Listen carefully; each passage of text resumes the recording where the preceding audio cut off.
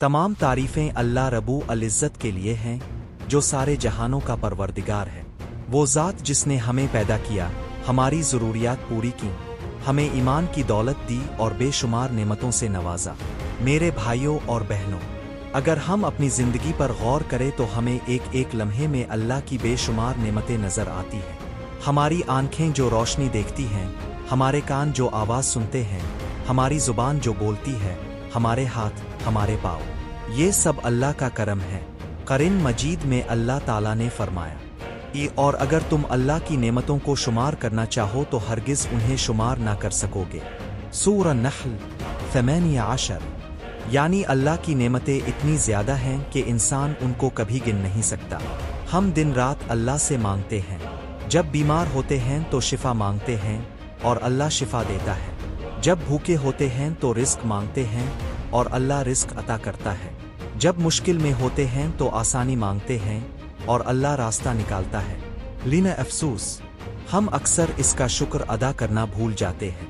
शुक्र सिर्फ ज़ुबान से अल्हम्दुलिल्लाह कह देना नहीं है। शुक्र ये है कि इंसान दिल से भी माने कि ये सब कुछ अल्लाह की तरफ से है, ज़ुबान से इसका जिक्र करे और अमल से इसकी नेमतों को सही जगह इस्तेमाल करे।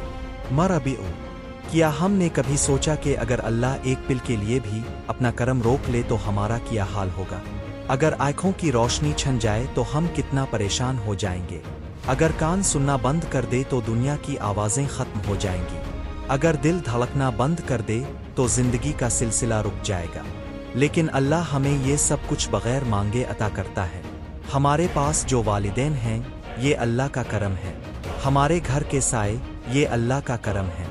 हमारे बच्चों की मुस्कुराहट, ये अल्लाह का करम है। हमारे पास दीन इस्लाम है, नबी करीम की संत है, कुरान पाक है, ये सबसे बड़ी नेमतें हैं। लेकिन इंसान नाशुक्रा है, वो छोटी छोटी चीज़ों पर शको करता है, लेकिन जो कुछ अल्लाह ने दिया है इस पर गौर नहीं करता। यही वजह है कि अल्लाह ने कुरान में फरमाया, बेशक इंसान बड़ा ही नाशुक्रा है। सूरह अबराम 34। मरा आज़िज़ू, हमें चाहिए कि हम अपनी ज़िंदगी को शुक्रगुजारी से भर दें। सुबह उठते ही अल्हम्दुलिल्लाह कहीं कि अल्लाह ने एक दिन और ज़िंदगी अता